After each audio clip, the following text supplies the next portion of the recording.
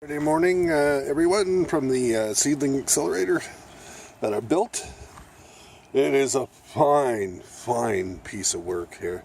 I think I'm at the pinnacle of my artistic garden development here. Wow, look at that.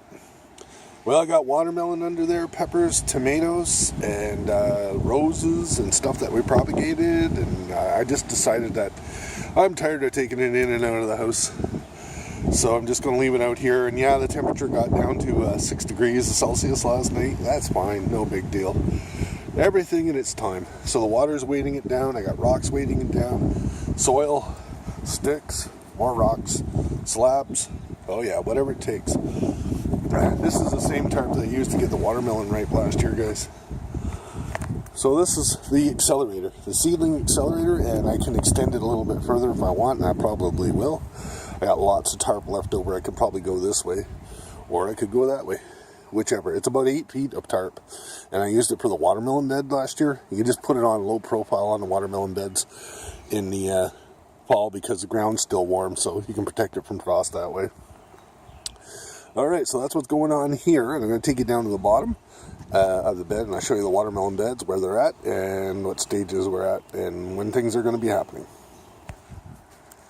The watermelon bed extension is just about done. I got to carry it out a few more feet. Obviously, I'm not going to be working today.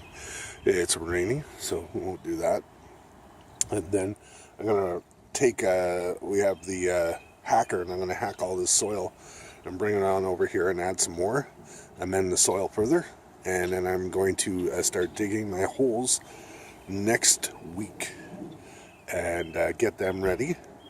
And I'm not exactly sure the format I'm going to go. I'll just go by and see what you think. Maybe you guys can help me out with this. And then, of course, I pulled out a whole bunch of rocks. But over here I did this bed up.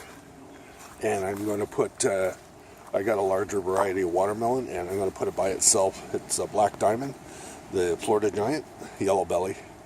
So that one, I'm growing that for special purposes.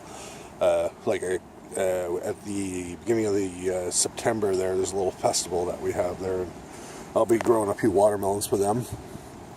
These varieties, I understand, don't taste as good as some of the others, but it's more for fun than anything else.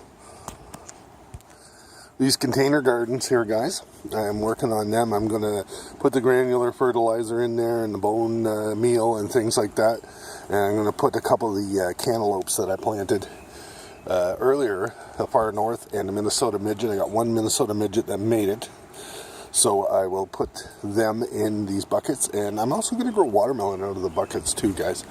I have this inkling that it can be done, and I'm going to try it.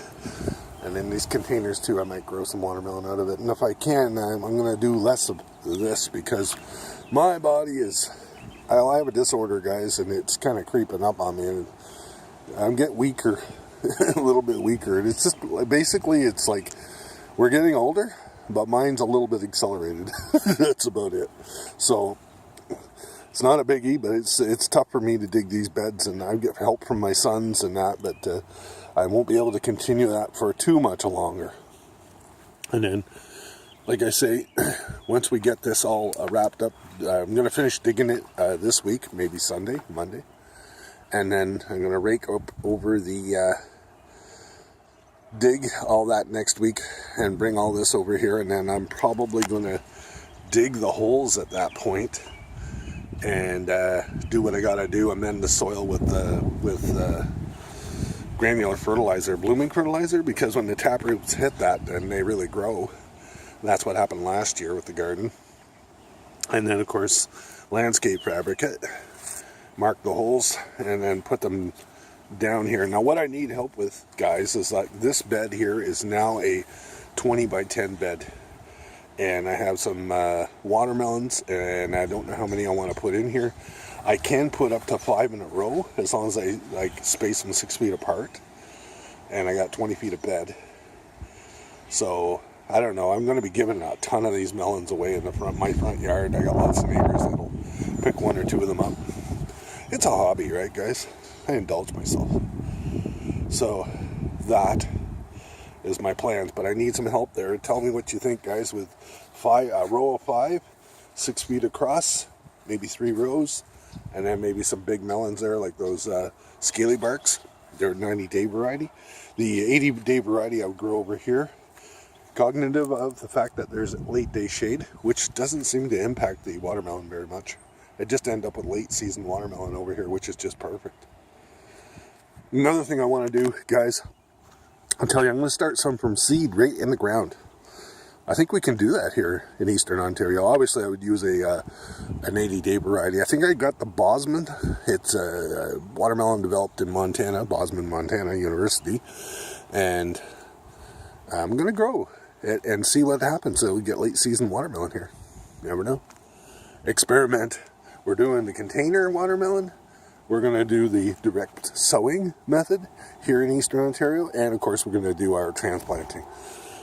So it's basically an experimental year, because as I say, my wife and I are getting a little older and we're going to retire, and my mobility is, declining like everybody else's. We're getting older. Mine's just a little faster than yours, maybe. So that's long-winded. I could tell you more. We had a lot of rain, guys, today and yesterday, and it's pretty mushy here, and the ground is completely saturated. A little ditch back here just flowing with water, and a ditch over on the other side. Now this hump of land here is like a little island in the middle of nowhere. And I think we're going to we got a bunch of tobacco plants that I germinated. I think we're going to put them back here, landscape fabricate, and then make little wells for them. And then I'm going to buffer up that edge there so that water can flow freely, because I noticed that ground, I haven't added anything, but it seems to be like collapsing. So what I'm going to do is I'm going to just gently kind of make sure that the water can flow, and then landscape fabricate and nail it down so it doesn't collapse any further. I'm not allowed to touch it because it's part of the easement here, but I can landscape fabricate to maintain its integrity. And then I'll put the tobacco plants, and the roots will hopefully help it. No fish in there, but where that water goes, there's definitely lots of fish. It's really slow on the draw there this year, guys. We didn't get any peas in. Normally you want to get your peas in, plant them in November, or if you get a nice mild day in February, you get a power drill and drill a hole in the ground and put your peas down, because they like that cold, right? So this fence, we're just going to leave it like this and let the pole beans grow in here. And morning glories, of course, it's self-seeding morning glories. They just take over everything. They're beautiful. Well, I don't know if I showed you this very well, displayed it for you last year, but this is just absolutely gorgeous whenever those flowers come out in the morning. Just morning glories, right? So, so I know everything looks bleak now and it looks hopeless, looks messy, but I assure you, in next week it'll probably look a lot worse. No, just kidding.